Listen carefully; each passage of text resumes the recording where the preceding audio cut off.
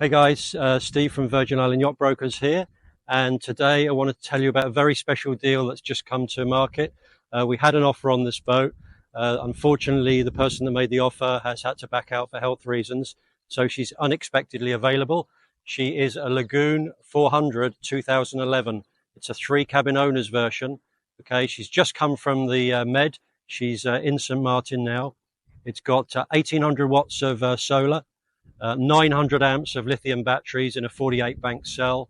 It is fully loaded for Caribbean cruising. Washing machine, air fryer, the whole kit. It's got everything.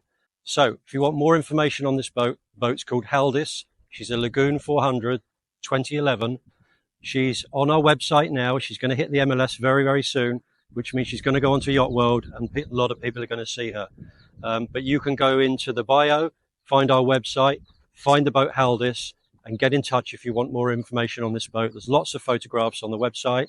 I expect this boat to sell very, very quickly. So here's a great tip for you guys that are looking for a catamaran right now. Check out Haldis. Thanks for watching.